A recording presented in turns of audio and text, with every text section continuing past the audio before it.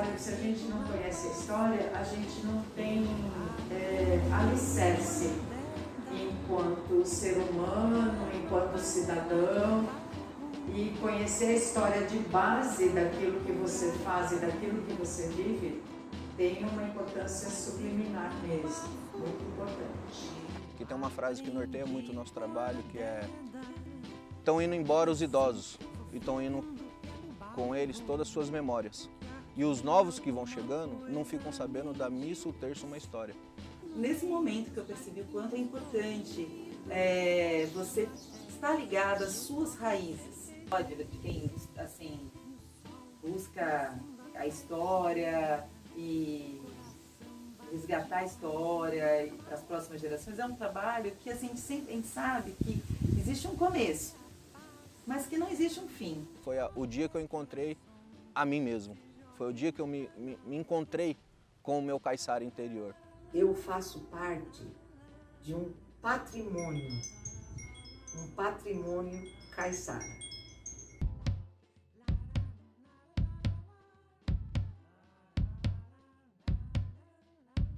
Meu nome é Maria Angélica, sou funcionária pública aposentada e sou jornalista. Sou natural daqui de São Sebastião. Por parte do meu pai, sou de família fundadora daqui de São Sebastião. Meu nome é Daniela Carvalho Wolt, tenho 46 anos, sou jornalista, escritora e autora do blog Encantes. Meu nome é Henrique Cardim, sou caiçara, sou daqui de São Sebastião, sou pertencente à família tradicional caiçara. Meu avô veio de Ubatuba com 17 anos, na época do auge do genocídio caiçara, e aqui ele encontrou minha avó e acabou casando com ela. Bom, meu nome é Maria Aparecida Ivanov, as pessoas me conhecem por Cida Ivanov ou Cida do Barro ou Cida da Cerâmica, já tenho todos esses 3 apelidos. Eu sou de São Paulo, Vila Prudente. Sou ator, diretor de teatro, palhaço, malabarista, escritor, dramaturgo, artesão. E eu performo. E todas em 2000 eu fui preso, saí em 2000 mesmo. Em 2001 eu conheci o teatro. Então comecei a estudar teatro. Depois de um ano eu já estava dirigindo. Um ano após eu já estava dando aula e montando o grupo, que naquela época era o Grupo Artístico Faz Arte. Que agora em 2012 revertemos o nome ao Castelo das Artes e estamos até hoje com essa formatação de grupo, né? Que é uma CIA. Tudo que eu estudo voltado às artes, eu uso ela como uma ferramenta válida de fazer uma divulgação da cultura tradicional caiçara, né? Porque por mais que eu sou caiçara, eu não vivo dos ofícios da cultura caiçara. Eu não vivo da pesca, eu não vivo do artesanato, eu vivo da arte. Mas eu tenho como meu principal, vamos dizer, principal fixação é falar do meu próprio povo. Então, quando eu fui estudar performance, eu criei performance falando do caiçara. Fui aprender contação de história, fui fazer contação de história caiçara. Fui aprender teatro, fiz peças falando do teatro. Fui estudar circo, acabei criando um circo caiçara. Então, tudo que eu aprendo, eu uso em favor da divulgação e a promoção da cultura caiçara. Eu hoje faço as panelas, panela, assadeira, moringa, filtro, vaso, né? Tenho um composto de peças aqui tradicionais, faço também um pouquinho de cerâmica contemporânea e tudo com o ceramista chama a técnica que eu uso, ceramistas formados, né? Catedráticos, de técnica de biscoito, que é a primeira queima. Então eu queimo até 800 graus para que você possa usar a minha panela na chama do seu fogão e fazer uma peixada, uma galinhada ou o que for, sem ter problema com ela. Tá? Eu também descobri, através do trabalho com o barro, que ele é terapêutico. Então, trabalhar com barro na psicoterapia é você ressignificar o seu mundo interior. E aí eu apresentei propostas e projetos e hoje eu também trabalho na área de saúde mental, nos 2 CAPs, e na APAI, com os usuários da instituição. Então eu tenho esses 3 momentos durante a minha semana e finais de semana, e todos eles são ligados ao bar. Eu me dedico, enquanto eu tiver ar nos pulmões, de poder estar divulgando a cultura, tanto para turista, tanto para as pessoas que moram aqui na cidade, até mesmo para caiçaras, porque tem caiçara novo que não sabe o que é um covo, não sabe o que é um balaio. Então eu divulgo, né, a cultura caiçara através das minhas expressões artísticas.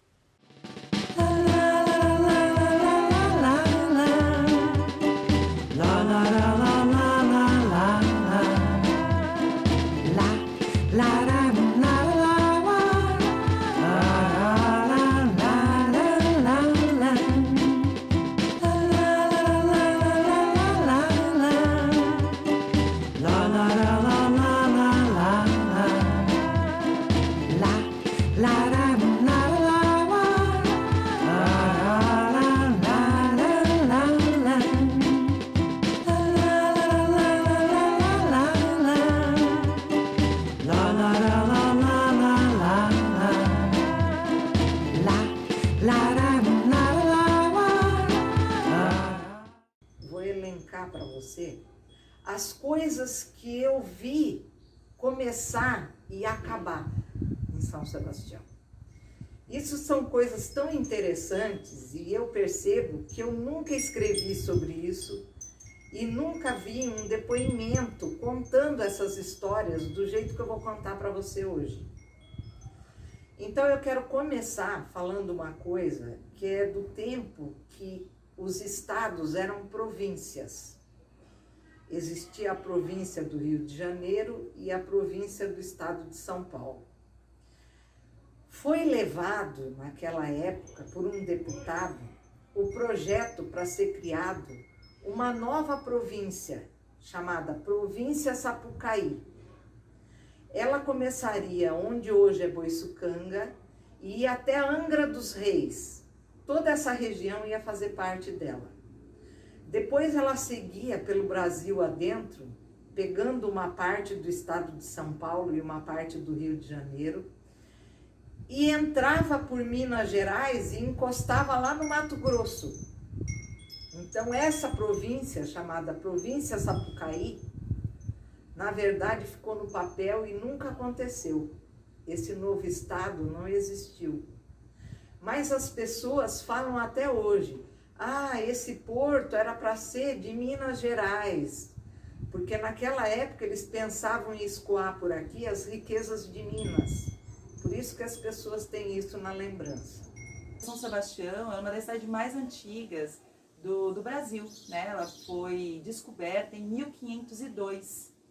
Então, foi descoberta, mas ela ficou aí mais de, né, muito tempo até que começasse a realmente se formar uma vila, até porque a questão é que aqui existiam tribos indígenas muito violentas, que tudo que era construído eles realmente não deixavam prosperar.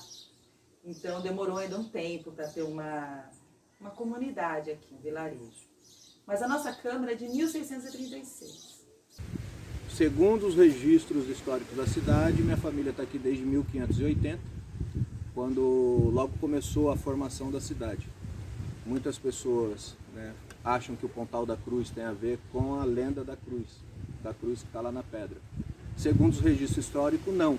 Tem a ver com o nome de Benedito Manuel Alves da Cruz, que era o dono daquele trecho, que é até a terceira rua do Pontal para trás. Né, que, segundo os registros históricos, ele é o nosso primogênito, é o primeiro membro da família que chegou aqui em 1580. Aí de lá veio crescendo, e eu cheguei aí em São Sebastião em 1980. Praticamente a história da minha família seria, a grosso modo, essa. A Câmara, para quem não sabe, entre os 3 poderes, é o mais antigo aqui, que não só em São Sebastião, mas no Brasil, era o sistema dos portugueses era parlamentar, era um sistema parlamentarista, Então, onde eram fundadas as cidades, o primeiro órgão fundado, né, administrativo, era a Câmara. A Câmara tinha o poder de executar obras, de julgar e fazer as leis, de legislar. Depois, então, é que foram dividindo esses poderes. A nossa Câmara, ela é de 1636. Então, é uma Câmara muito antiga. É uma cidade que conheceu momentos de grande desenvolvimento e outros momentos de estagnação, né? E que levou muitos jovens a mudar de São Sebastião, a ir morar em outras cidades em busca de emprego, estudos. Então, se a gente começar a contar aquela história da cidade, né, voltando lá atrás, no passado, nós temos hoje, ainda temos hoje o terceiro porto com maior calado natural. E durante muito tempo, esse porto, ele foi responsável pelo desenvolvimento econômico da cidade. Então, aqui paravam assim, os barcos a vapor, eles eram abastecidos com as bananas que vinham lá da fazenda dos ingleses. E, enfim, aqui era um porto muito movimentado. Até que veio uma decisão e que começou a impedir esse tipo de economia, né? Que isso continuasse a acontecer. E aí o porto passou, essa movimentação passou para o Porto de Santos. Isso foi assim, um abalo tremendo para a economia da cidade, né? Foi assim, um primeiro abalo, diria. Bom, São Sebastião, a partir disso, ela entrou num declínio econômico muito grande. Como eu falei, né, muitos jovens acabaram tendo que se mudar daqui para poder estudar, continuar os estudos, não tinha emprego. Então, durante assim, a década de 40, 50, era uma cidade, era um vilarejo, uma cidade muito pequena, muito provinciana, poucos moradores. Depois, olha, estrada de ferro. Quantas estradas de ferro era para ter em São Sebastião? Eu escrevi sobre isso com uma amiga minha chamada Janete Ribeiro, nessa revista aqui, ó, Revista Igarati. São Sebastião, Caminhos pelo Tempo. Aqui nós falamos, ó, ferrovia, o sonho sempre distante.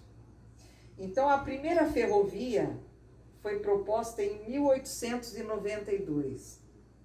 A seguinte, em 1896. Depois, o porto começou a ser construído em 1939. Então, em 1940, outra ferrovia foi proposta para ser construída. E na década de 60, uma ferrovia foi proposta para ser construída. E eu cheguei a conhecer a planta dessa ferrovia. O Dr. Remo, que era engenheiro da prefeitura, que foi meu chefe, ele tinha a planta dessa ferrovia. Eu cheguei a ver. Os trens iam fazer a manobra onde hoje é a Praia Grande, lá a Praia dos Trabalhadores. Os trens iam fazer a manobra lá. Foi outra coisa que ficou no papel e nunca saiu. Nessa ferrovia, chegaram a começar a construir essa ferrovia. Ela ia vir de Taubaté para cá. Ia descer em Ubatuba e depois ia vir por perto do mar até chegar aqui no porto. E ela foi construída até o alto da serra. Existe essa ferrovia lá. Só que na hora de descer a serra, o investimento era muito grande e pararam a obra. Mas essa ferrovia está lá no meio da mata. Ela existe. Então, todas essas ferrovias que não aconteceram. Aí, estradas. Nós temos hoje a estrada Tamoios, que chega aqui no litoral, e aqui em São Sebastião a SP-55, que é Manuel Hipólito do Rego. Mas aqui foi construído o trajeto de uma estrada chamada Estrada Dória, que foi muito usada na época dos escravos, porque levavam os escravos que chegavam pelo mar aqui para ser vendido no Vale do Paraíba através dessa estrada. Hoje em dia ela ainda é usada clandestinamente, porque roubam o carro e levam lá para destruir o carro para vender as peças. Esse traçado dessa estrada ainda existe. Houve também uma estrada que ia vir do Vale do Paraíba em direção descendo a Serra do Mar, que chamaram de Estrada do Sol, porque ela vinha em direção ao sol. Não saiu do papel. E aconteceu também a BR-101, que era uma estrada que ia sair do Rio de Janeiro e ia até Santos. Ela ia passar por aqui e ia até Santos. A estrada parou em Caraguatatuba. E aqui nas nossas matas foram construídos viadutos e tudo, e a estrada nunca passou. O viaduto está lá abandonado na mata. Então, e essas são estradas que não aconteceram. 3 estradas que não aconteceram. Depois aconteceu um fato muito interessante na Petrobras aqui em São Sebastião. A partir da década de 60, quando instalou aqui o terminal marítimo, né, o Almirante Barroso, aí São Sebastião reviveu já um outro período, né? Porque em 1961 começou a ser construída a Petrobras. E em 73, o general Ernesto Geisel era presidente da Petrobras. Depois de 74 a 79, ele foi presidente do país. Então, eu não sei quando, nessa época, se ele era presidente da Petrobras ou presidente do Brasil, ele veio visitar a Petrobras aqui em São Sebastião. Ele veio de helicóptero e na hora que o helicóptero começou a descer para pousar aqui no heliponto, que existe até hoje na Petrobras, ele olhou na Nossa Senhora da Paz e falou: nossa, essas casas não podem ficar aqui. Nós temos que desapropriar essa área. Isso aqui tem que ficar dentro da Petrobras. Essa área pegava do despachante Pombo aqui até a rodoviária. Ele chegou a falar assim: nós temos que fechar esse dente. Nós não podemos deixar esse dente. Olha, o Geisel já morreu. O superintendente da Petrobras na época, o Estael Prata, também já morreu. Mas aquilo, na época, criou o maior carnaval aqui em São Sebastião, porque muita gente tinha terreno por aqui e queria vender, e as pessoas falavam: não, eu não vou comprar, porque a Petrobras vai desapropriar. Já passou todos esses anos e a Vila Amélia continua aqui. A Nossa Senhora da Paz continua no mesmo lugar. Veio o período de desenvolvimento. Muitos jovens acabaram voltando para a cidade, para trabalhar no terminal. A maioria já está hoje aposentado, aqueles que não saíram, né, em busca de, sei lá, de outros rumos. Grande parte daquela primeira leva hoje já se aposentou. Mas aí foi um momento também de desenvolvimento da cidade, quando chegou aqui o terminal marítimo. Então, a evolução, ela traz, eu sempre brinco com isso, a evolução ela estraga a tradição. Então, as coisas quando querem evoluir, mas não pensam só na questão do dinheiro, eles saem atropelando a tradição. A gente viu a nossa tradição se acabando, foi com esse papo de evolução, vamos evoluir São Sebastião. Em 1989, começo de 90, a Petrobras resolveu que ia construir aqui em São Sebastião 2 cavernas subterrâneas de gás. Elas seriam construídas aqui onde é a área da Petrobras, e tinha até um morrinho ali que foi desaterrado, foi feito o aterro na Rua da Praia, foi preparada a área para ser construída essa caverna subterrânea. Na verdade, seriam 2 cavernas subterrâneas. Um negócio grandioso. A profundidade dessa caverna era um prédio de 30 andares. Era enorme o negócio. E houve uma mobilização em São Sebastião, o pessoal fez até camiseta, caverna não. Houve uma mobilização em São Sebastião e você sabe que no Banco do Brasil colocaram um painel luminoso assim, mostrando como que seria essa caverna. Para as pessoas conhecerem como que era o projeto. Então foi uma coisa que ficou falando durante muito tempo, depois de uma hora para outra acabou, não se falou mais nisso. Existem folder, folheto, reportagem de jornal sobre isso e acabou encerrando e nunca aconteceu. Ainda a Petrobras, coisa de uns 6 anos atrás, eu acho, ou um pouco mais, fez um projeto também de aumentar 2 braços no pier de atracação da Petrobras. Nós temos aqui 4 braços de atracação. 4 navios podem ficar descarregando petróleo. Mas eles já tinham feito um estudo na época, que todos nós sabemos, que fica 4 navios descarregando e fica 10 navios esperando para descarregar. Então precisaria ser construído 2 braços novos para poder dar vazão para esse petróleo, porque o nosso terminal abastece as 4 principais refinarias do país. Então foi feito o projeto, eu conheci esse projeto, tem folheto, folder, a imprensa falou sobre isso. De repente passou, nunca mais se ouviu falar. Então, isso. Depois, o Paulo Julião foi prefeito em São Sebastião. Aí ele inventou que queria fazer uma marina no aterro que tinha na Rua da Praia. Ainda não tinha aquela praça, era só o aterro do morro que tinham aterrado. Você está entendendo? Aí ele, não, eu vou fazer uma marina, eu vou fazer uma marina.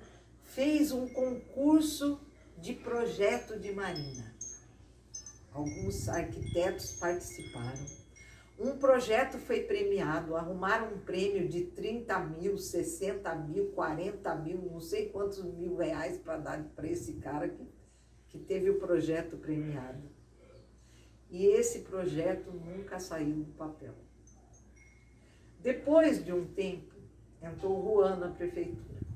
Aí ele falava, eu vou fazer na Praia Grande o maior centro de diversão náutico do Brasil. Vai ter uma eu até escrevi aqui, uma tirolesa, que vai ser a maior tirolesa do Brasil.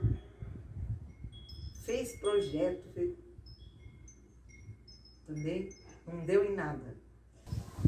Os tempos continuaram, né? E aí São Sebastião passou a receber os royalties da Petrobras. Esse também foi um outro boom econômico da cidade. Quando a cidade começou a receber esse recurso, ela de repente se exibiu assim, uma cidade muito rica.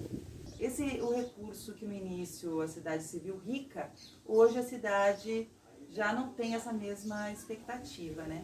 Falta recursos para investir em obras, por exemplo. Quando nós fizemos o curso, Dona Adélia era presente durante o curso, mas nós tivemos 2 outras ceramistas que auxiliaram. E ela já brigava, ela já era muito chateada, ela já era entristecida, porque não tinha mais barro em São Sebastião, tá? Isso há 21 anos atrás. Mas depois, pesquisando, eu fiz umas descobertas de reportagens e de estudos feitos por outras pessoas caiçaras, né? Tipo a Rosângela da Ressurreição, que escreveu Caiçara, né? Uma transformação de um povo a partir da chegada da Petrobras. E isso, a inexistência ou a dificuldade de adquirir a ferramenta base para nossas peças, que é o barro, né? A matéria-prima, já existe desde 1972, né? Hoje não temos mais aqui, né? Temos alguns locais que têm a Gilbo para se trabalhar, mas são todos locais de preservação, área de preservação ambiental. Então, não é possível que se extraia. Normalmente é leito de rio, né? Alguns barrancos próximos aos rios. Na impossibilidade da extração, quando eu fiz o curso, nós coletamos um pouco da matéria-prima que a Dona Adélia usava e coletamos a mesma tipo de matéria-prima das olarias em Paraibuna e foi feita uma análise no Senai Mário Amato para trabalhar com uma matéria-prima, um argila ou um barro, né, que é a mesma coisa, muito similar, para poder ter o produto muito similar. É muito similar, mas tem um acabamento diferenciado, que é uma argila mais fina, menos arenosa, mas a gente consegue obter o mesmo resultado, né? Então, eu compro a minha argila já há 21 anos na mesma olaria. Eles abrem a boca e falam assim, o desenvolvimento, isso é bom para a cidade. É bom para quem? Sempre eu pergunto isso, porque vieram com a abertura da rodovia, o que nós ganhamos com isso? Um monte de gente que veio de fora, que passaram a língua, né, o famoso moleque no povo caiçara. A minha família, por exemplo, perdeu terras nessa época. Hoje eu moro de aluguel num terreno que já foi da minha família, que foi tomada no 71, há muitos anos atrás, né? Então, abriu a rodovia, legal, vai chegar o progresso.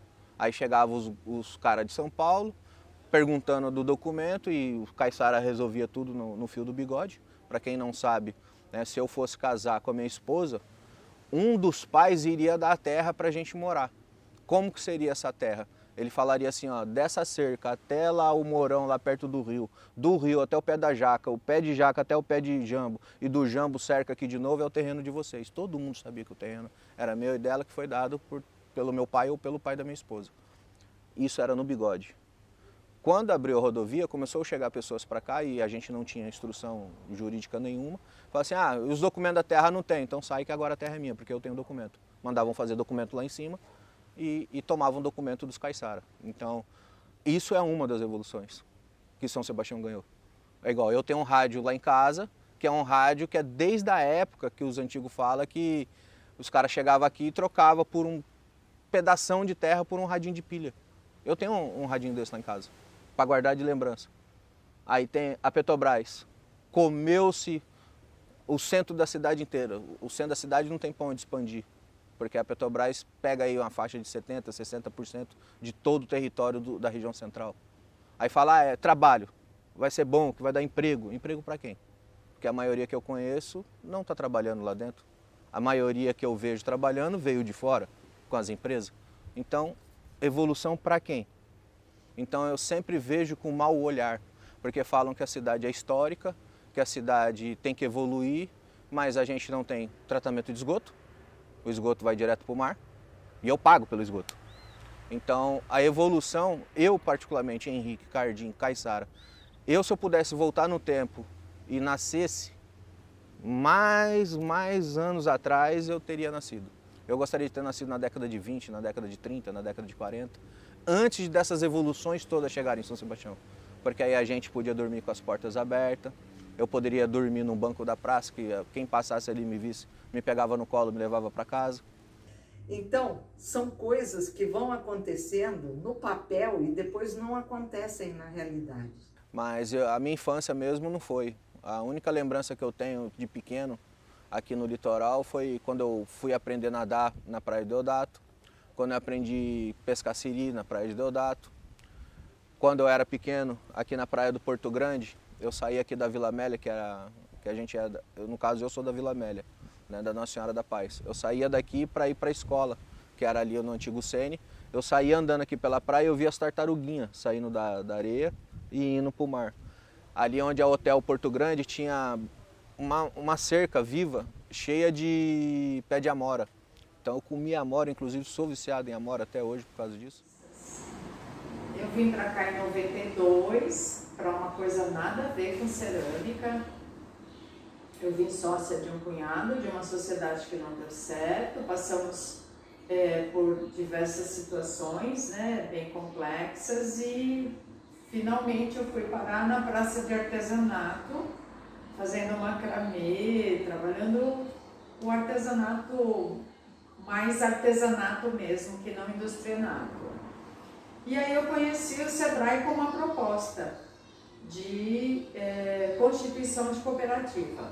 Para isso nós fizemos um curso de cooperativismo E a ideia do Sebrae era, a ideia não, a intenção, né? Para um projeto chamado Arctic Valley, unir esforços com artesãos que quisessem aprender a técnica da Dona Adélia, de construção de peças com técnica indígena, caiçara. Porque Dona Adélia já estava bem idosa, bem doente, adoecida, ela já estava cega de uma vista, então já tinha a saúde bem prejudicada até pela lida, né? Mãe de 11 filhos, fazendo panela para ajudar no orçamento de casa, não só panela, peças, né, de barro, mas conhecida como paneleira. E aí o Sebrae nesse projeto resgatava, era a palavra utilizada naquele momento, resgatava esse conhecimento e repassava para outras pessoas que tinham interesse. Então, na época, eu fui uma dessas pessoas interessadas. Fim do curso, nós montamos uma cooperativa, constituímos uma cooperativa, que dissolveu-se por N coisas, né, N dificuldades humanas, né, de entendimento do que era um processo de cooperativismo, como funcionava e como deveria ser. E eu sigo até hoje, né, brigando para manter essa tradição conhecida. Por quê? Porque eu entendo que é muito importante que nós conheçamos nossas raízes. Eu não sou caiçara, mas eu sou brasileira. E a técnica de fazer panela não é caiçara, é indígena. Logo, eu descendo dos nossos primeiros habitantes, né? Eu nasci em 81, quando foi em 89, minha mãe conheceu um cara chamado Walter. Ele era empreiteiro de obras e ele era de Macaé, região dos Lagos do Rio de Janeiro, né? E ela casou com ele e a gente foi embora para lá. Então eu morei 10 anos lá. Então eu fui para lá com 7 anos de idade, 7, 8 anos de idade, e voltei com 17. Então eu vivi fora da cidade, eu vivi fora do berço da minha própria cultura. Aí isso que eu acho engraçado, meu sobrenome é Cardim. E todas as escolas que eu estudei no Rio de Janeiro, eu nunca encontrei nenhuma pessoa com sobrenome de Cardim. Então eu meio que rejeitava até mesmo o meu nome, eu não gostava do nome Cardim. Até então meu primeiro pseudônimo foi Henrique César. Aí tinha uma secretária de cultura aqui na época, que ela era Cardim, ela que ficou enchendo o meu saco, falando, não, você tem que ser Cardim, você tem que ser Cardim. Aí acabou ficando Cardim, né? Eu nasci em São Sebastião, em 1974, ainda vivíamos um período da ditadura militar. Eu passei a minha infância no bairro do Pontal da Cruz. Era um bairro que ainda estava em construção. Eu lembro que ele ainda não tinha asfalto, né? E nós brincávamos muito na rua, era chão de terra. O bairro tem um morro e nós subíamos o morro. Era muito livre, era uma infância muito livre. Como a nossa casa era uma casa pequena, então nós vivíamos assim, sempre com os colegas, brincando de pega-pega, esconde-esconde. Quando chovia, eu lembro que eu morava perto de uma escola e nós pulávamos o muro à noite, entrávamos na quadra, jogávamos sabão em pó, ficávamos brincando de escorregar. Então, era uma infância assim, bem, bem simples, mas feliz. Aos finais de semana... E sempre que dava, a gente estava na praia do Pontal. Tem uma lenda muito bonita essa praia, né? Que é a lenda do amor. Então, eu acho que isso também, de certa forma, acredito que tenha me influenciado também a pessoa que eu sou. Eu sou uma pessoa que gosta muito de histórias de amor, sou uma pessoa romântica, e crescer nesse lugar, eu acho que também, de certa forma, né, imprimiu alguma coisa em mim. E nós brincávamos muito nessa praia, eu e meus colegas, passávamos assim, ficávamos de manhã até a tarde, e era uma praia muito limpa na época. Então, uma ideia, nós pegávamos assim, ostras da pedra, quebrávamos, lavávamos a ostra ali, uma coisa muito caiçara, né? E hoje é uma coisa que realmente não dá nem para imaginar, né? Porque a praia hoje, infelizmente, ela não é tão tão limpa quanto era naquele tempo, né? Mas a minha infância mesmo foi beco, favela, tiroteio, droga. Então eu tive uma outra criação. Quando eu voltei para cá, eu ainda me sentia deslocado. Eu me sentia uma pessoa estranha no mundo, quando eu morava no Rio.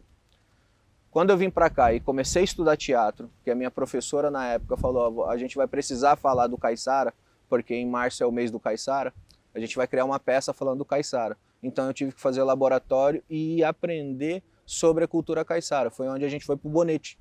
E lá eu conheci a dona finada Nelly, que eu lembro até hoje ela gritando no quintal dela, ela falando com o Jair, que é o filho dela, o Jairzinho, né? Seu Jair também, que Deus o tenha, que os dois já são falecidos.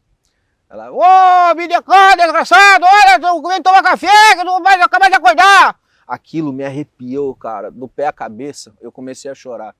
Naquele dia eu não entendi o que tinha acontecido. Agora que passou 2 décadas, que eu comecei a analisar, foi o dia que eu encontrei a mim mesmo. Foi o dia que eu me encontrei com o meu caiçara interior. Mas quando eu fiz aquela apresentação, eu me encontrei como pessoa. É como se algo tivesse ligado dentro de mim. De lá para cá já, foi incontáveis apresentações. Tenho mais de 1000 apresentações nas costas, 33 obras já lançadas no mercado. E estamos aí lançando mais 2 aí, com fé em Deus, esse ano ainda. Então, eu vou começar a contar aqui um pouquinho sobre como foi que eu acabei me envolvendo em diversos projetos ligados à cultura e principalmente à cultura caiçara, né? Quando eu era mais jovem, meu sonho era ir embora de São Sebastião, morar numa grande capital.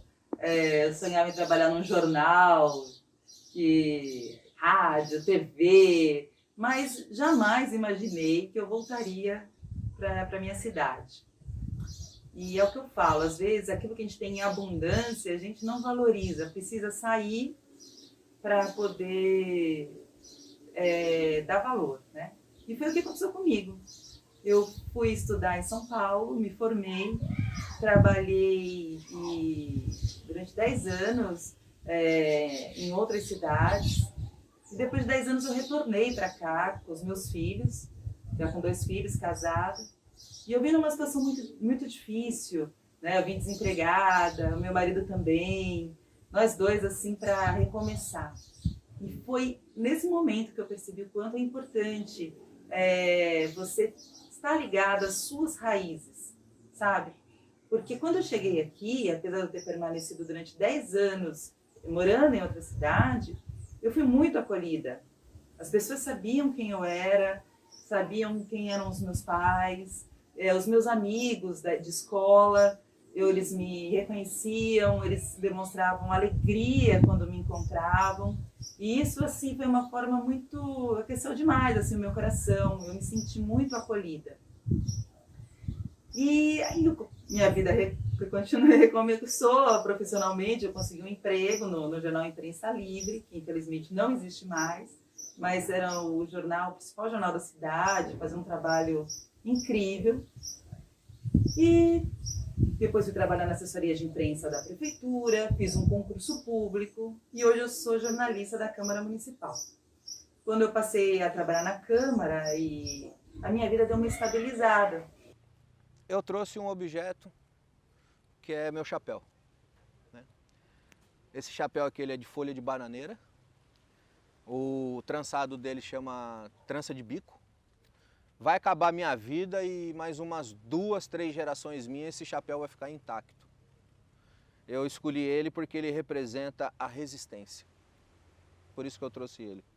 E ele é um dos adereços que eu uso para a interpretação do meu personagem, que é o Bidico, que é um pescador caiçara, que quando eu coloco ele na cabeça parece que tudo se acalma, né? Não existe mais problema, eu fico feliz, porque esse aqui é chapéu caiçara. Antes eu usava aquele chapéu de palha que era vendido nas lojas, né? E na verdade aquilo é chapéu caipira, não tem nada a ver com... Por mais caipira e caiçara a cultura é bem próxima, né? Tem coisas que são muito, muito próximas uma à outra, só que o nosso chapéu ele tem uma característica própria, E é esse aqui. Então, quando fala de Caiçara, eu lembro do chapéu, eu lembro da resistência que ele tem, da dificuldade que é, porque manter a cultura tradicional é muito difícil. É muito difícil. E fazer um chapéu desse é muito difícil. Então... A minha vida deu uma estabilizada financeira e eu pude me dedicar, então, à parte que realmente eu mais gosto, que é essa parte cultural, o resgate da cultura do nosso povo. E aí eu comecei um blog, meu blog chama Encantes. Nesse blog eu escrevo crônicas, inspiradas no meu dia a dia, nas minhas memórias, vivências. E o blog acabou surgindo um livro, que foi lançado em 2017. E hoje eu continuo escrevendo e estou tentando aí, lançar um novo livro, quem sabe um romance. É um futuro. Paralelo a isso, na Câmara, eu comecei a fazer um trabalho de contar a história dos ex-presidentes. Porque eu percebi que nós não tínhamos lá esse acervo. Quem foram os homens e que passaram pela Câmara. E meu pai, meus tios tinham um hábito que hoje em dia as pessoas já não têm mais. Eles reuniam os amigos durante o fim de semana e iam passear nas praias de São Sebastião, nas praias de Ilhabela, nas praias de Caraguá, nas praias de Ubatuba.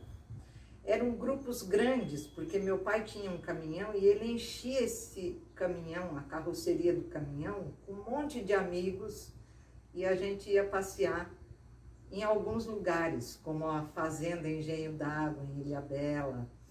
E tinha também um passeio que nós fizemos durante muito tempo, que era assim, meu pai falava, nós vamos fazer um piquenique no fim da estrada, porque a partir de 1961 estava sendo construída a estrada e durante a semana eles trabalhavam, e então no fim de semana, cada hora a estrada estava num lugar.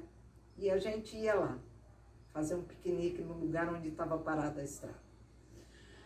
Com isso, eu fui acostumada a visitar as pessoas e as famílias do litoral norte. Foi um hábito que eu tive desde a infância.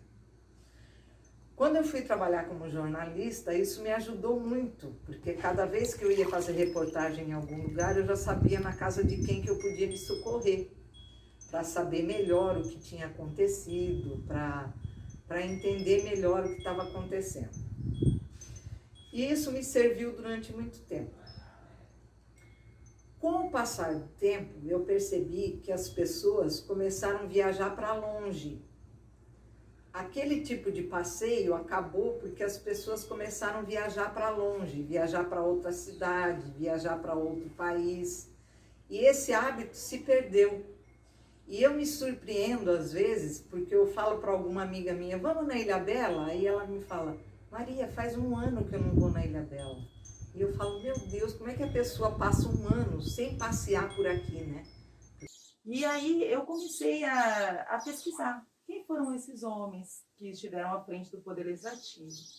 Eu comecei de trás, lá de trás para frente. O primeiro homem, ele tem a foto na galeria dos ex-presidentes, chama Manuel Amâncio de Oliveira.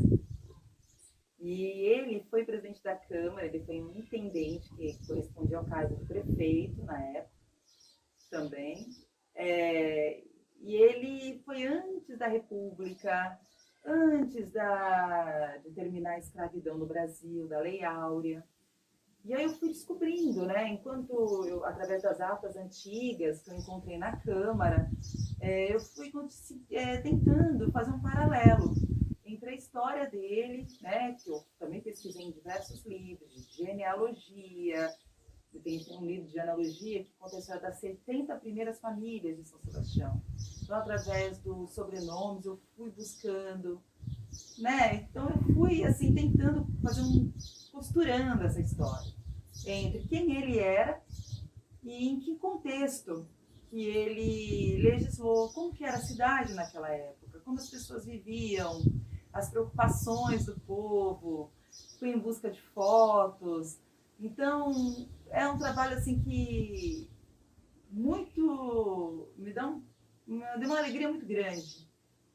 E nós continuamos, terminamos do Manuel Amâncio e assim eu fui contando a história de cada um deles e divulgando na rede social da Câmara e do Arquivo Público, né, da Câmara também. E eu percebi o quanto isso agradava as pessoas, o quanto isso chegou até a emocionar as famílias, porque tinha netos, assim, sabe, que eles até desconheciam a história dos seus avós e eles não sabiam o quanto de coisa que esses homens, né, haviam feito na época deles, quanto eles tinham sido importantes.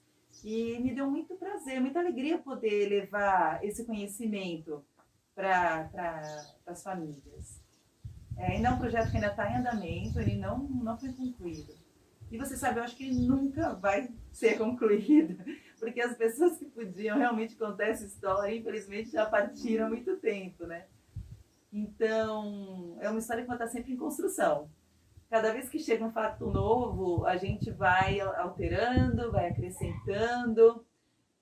Nesse meio tempo, a gente acabou descobrindo a história de um ex-presidente, que a foto, inclusive, não estava nem na galeria. Então, não existia nenhuma... Foi uma descoberta, realmente, que a gente fez através da documentação, dos papéis. E foi bacana isso, porque hoje a gente ainda está em busca da foto dele, a gente não conseguiu. Então, mas a gente acredita que isso ainda vai acontecer, né? O que olaria? Dona Adélia coletava a argila dela, ela não, né? Os filhos, os amigos dos filhos, de vez em quando eles vêm aqui, eles contam muitas histórias muito legais. Eles iam de balde buscar argila ali no Portal da Olaria. O Portal da Olaria era um bairro onde se fabricava tijolos e telhas, tá? Então a argila era extraída dali. O que aconteceu? Com a vinda da Petrobras, a gente não tem que negar o progresso, né? A gente tem que se adaptar ao progresso. E a cultura, ela aconteceu dessa maneira. Ela foi se adaptando ao progresso, principalmente a cultura de base de matérias-primas que são da natureza, teve que acontecer uma adaptação para que não se perdesse. O caso da argila. Quando a Petrobras chegou, ela se instalou e São Sebastião povoou, né? Um povoamento rápido, desordenado, e os locais de extração de argila, hoje, desde aquela época, foram construídas casas e aí ficou impossível da coleta da argila, tá? A queima, também eu faço uma queima diferenciada, a Dona Adélia fazia uma queima a lenha, que já de um forno mais contemporâneo, construído por um sobrinho dela, se não me engano. E não era um forno tradicional indígena, mas um forno já contemporâneo, de a lenha. Como eu não tenho meu espaço próprio, né, ainda moro em espaços de aluguel. O meu forno é a gás. Tá? Então, de todos os fornos contemporâneos, o forno a gás é o que menos lesa a natureza e que me dá um resultado bacana para as queimas. Tenho ele já há 20 anos. Ele é muito legal, porque ele é móvel, entendeu? Aí o dono da casa pediu essa casa, eu tenho que mudar. Eu desmonto o forno, encaixoto, levo e remonto num outro lugar. Então, é um forno que me atende muito bem mesmo. Então, o que mudou da época da Dona Adélia, das paneleiras de 1906, da Rua do Fogo, de tudo isso que acontecia aqui no bairro, que devia ser lindo, né? Eu vivo essa história através da leitura, né? E quando eu estou trabalhando com o barro, eu tento vivenciá-la aqui na minha parte lúdica. E o que mudou foi isso, que eu não uso argila daqui, e o meu forno não é a lenha. É uma coisa que eu gostaria muito, de ter um forno a lenha. É o meu objetivo para continuar esse trabalho. Uma vez eu fui na Câmara Municipal fazer um discurso falando sobre cultura. eu falei assim para os vereadores, eu quero minha cidade de volta. Com o tempo, a gente está perdendo a nossa cidade. Eu saio, final de semana, por exemplo, eu não encontro as pessoas. Parece que eu que sou o turista na cidade. A cidade, nos seus últimos 10 anos, 20 anos, ela mudou muito rápido, a ponto da gente não encontrar os nossos pares no meio da rua. Cada vez mais as pessoas, chegam pessoas de outros estados para cá, dos municípios. Eu acho que é uma coisa importante essa mistura de cultura, mas também ela acaba tirando um pouco da personalidade da cidade, né? A personalidade dessa caiçara. A gente hoje já tem medo de dormir com as portas abertas. Quando eu era criança, a gente dormia com as portas, com as janelas abertas. Os pais não tinham preocupação que a gente ficasse até tarde na rua. Uma coisa que eu lembro também, e eu sinto falta, é essa proximidade com a comunidade, sabe? Do bairro. Por exemplo, hoje eu chego na minha casa, eu entro com meu carro na garagem, eu não tenho contato nenhum com os meus vizinhos. Mal sei o nome dos meus vizinhos aqui, tirando um ou outro. Antigamente, a gente passava as noites sentado nas cadeiras de praia, nas calçadas, os pais conversando com os amigos e nós éramos crianças brincando. Então, a gente tinha essa convivência, sabia quem eram os nossos vizinhos. Então, hoje a gente já não, infelizmente, nós perdemos isso. Né? Então, acho que é mais ou menos isso. Meu avô mesmo, até a década de 80 e pouco, meu avô tomava as cajibrinas, ficava bêbado, o povo catava meu avô e levava para casa. Hoje você não pode dormir na rua. Hoje você não pode dormir com a janela aberta numa noite que esteja quente, por exemplo. Hoje, depois de 20 anos, o caiçara tem um olhar mais carinhoso para a minha pessoa. Porque sempre foi uma coisa muito estranha, sabe? Como assim que uma Ivanov faz panela de barro? Isso é cultura caiçara, ela não podia nunca estar fazendo. Eu cansei de ouvir esse tipo de frase, né? E não vou dizer, eles estão errados, não é isso. Mas nenhum caiçara faz. Porque nós moramos num lugar privilegiado, com paisagens belíssimas. E as pessoas ficam em casa e não vão passear. Vem o mundo inteiro passear aqui e as pessoas que são daqui não passeiam. O trabalho da história, de quem assim, busca a história e resgatar a história para as próximas gerações, é um trabalho que assim, a gente sabe que existe um começo, mas que não existe um fim.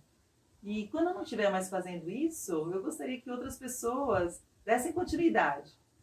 Então, existe uma preocupação hoje da minha parte em pensar de uma forma que esse material coletado, que já é bastante interessante, que ele possa ser preservado para o futuro. Porque eu quero que todo mundo conheça essa história, sabe? Eu não quero que seja uma história só para mim, ou só para quem está lá na Câmara. Não, eu quero que assim, depois daqui a muitos anos, daqui a 100 anos, entendeu? Alguém possa ir até lá e encontrar isso e tudo esteja preservado como está hoje. Eu gostaria que algum prefeito que entrasse tombasse como patrimônio histórico tudo que a gente tem do caiçara. Tem rancho, viraria patrimônio histórico. Uma lei de reconhecimento dos mestres dos saberes. Eu gostaria que a cidade não se transformasse em uma Caraguá, por exemplo, verticalizada, porque a parte mais bonita da nossa cidade é esse frescor do litoral que a gente tem. E hoje a gente vê na cidade uma briga incansável já no longo de 10 anos com grupos políticos querendo, né, verticalizar o município. Né? Eu sempre fui contra, até mesmo porque é o que eu falei, a cidade não tem nem saneamento básico. Vamos crescer para cima? Como? Então eu gostaria que a cidade, que eu nunca vou ter o poder para isso e não vou ver isso acontecendo, mas Se dependesse da minha vontade, a cidade voltaria a ser a mesma cidade de 1960, 1970, 1950, 40, 30. Quanto mais antigo a gente for, mais me agrada a conversa. Então eu gostaria que a cidade ela não seguisse evoluindo para frente. Pelo contrário, diminuísse a quantidade de casa, não deixasse o pessoal construir na beira do morro, sabe? Voltar ao que a gente era. Então, por que a gente vai perder, né, essa cultura, essa tradição, só porque eu sou uma Ivanov? Porque eu sou uma Ivanov, mas eu sou brasileira, eu nasci aqui no Brasil, né? E isso é indígena. Então, eu sou grata à vida, porque eu tive a oportunidade, a possibilidade de conhecer essa cultura e estar trabalhando com ela até hoje, mantendo ela viva. É importante. Para você, eu sou uma pessoa daqui de São Sebastião. O caiçara, que é daqui do nosso litoral, ele é a miscigenação do europeu, do negro com o índio. E os índios trouxeram para a nossa formação a importância do território, do espaço que se vive. Então o caiçara foi o primeiro ambientalista. Eu posso falar isso sem medo de errar, sabe por quê? Meu pai e meu avô construíam. E eles respeitavam o plano diretor antes do plano diretor existir. Eles não construíam na beira da praia, na beira de rio, na beira de montanha. Não, eles respeitavam. Então eu acho que cabe a nós, que somos caiçaras, eu e a minha geração, guardar para os nossos filhos e para os nossos netos isso que é o nosso maior patrimônio, que é o lugar que a gente mora. Porque essa região com serra e mar é uma coisa maravilhosa. O pessoal vem do mundo inteiro conhecer esse lugar, passear nesse lugar. Esse é o nosso maior patrimônio, entendeu? E eu quero que isso seja a mensagem principal que eu tenho para guardar para você. Não o que eu penso do que vai acontecer, mas o que eu tenho certeza que a gente tem que fazer. Preservar essa nossa região para as outras gerações. Eu sigo no bairro tradicional das paneleiras, isso eu fiz questão de não mudar. As pessoas sempre falam para mim, se você tivesse ateliê no centro, que é mais comercial, na Rua da Praia, não seria mais legal? Não. Não, porque eu estaria tirando o que é cultural do seu local de cultura e levando para um local que não teria nada a ver. Então eu mantenho aqui porque é daqui. A panela de barro é do bairro de São Francisco. Bom, é isso. Então, eu vou ler para você uma poesia que foi publicada neste livro que foi feito pela Prefeitura de Ilhabela. Eles fizeram um concurso de lendas, que eu até fui jurada, e fizeram esse concurso de poesia mesmo com a pandemia. E depois eles editaram este livro. Eu nem conheço essa pessoa. Ela se chama Aniele de Oliveira Santos Silva. Foi em segundo lugar a poesia dela. E ela fala o seguinte aqui. Caiçara. Caiçara não é cerca, mas protege. Puro, miscigenado, nascido, criado. Isolado? Não. Elemento dessa biodiversidade. Do jeito que é o sal ou o baibi altaneiro. Seu umbigo enterrado sob a goteira, no barro, de onde tomou forma, para dar voz à natureza desta terra. Dádiva de um ser em sua simplicidade. Então, ela fala aqui o que eu realmente acho. Eu não sou uma pessoa. Eu sou a Cachoeira da Água Branca, eu sou a Ilha de Toque-Toque, eu sou o guapuruvu que floresce lá na serra, eu sou aquela tartaruga que brinca comigo na hora que eu vou lá na praia. Eu não sou uma pessoa, eu faço parte de um patrimônio um patrimônio caiçara. Eu quero uma panela de barro modelada por Adélia pra fazer lula no bafo que eu aprendi com a Deda. Eu quero uma panela de barro modelada por Adélia pra fazer lula no bafo que eu aprendi com a Deda. E assim vou ficando pelo bairro, que aqui alguma coisa me diz. No meio dos barquinhos coloridos, acho até que eu posso ser feliz. E o sol nascendo atrás da ilha, o coração bate quase normal. O dia passa lentamente até que a sombra se jogue no canal. La la la la la la la la la la la la la la la la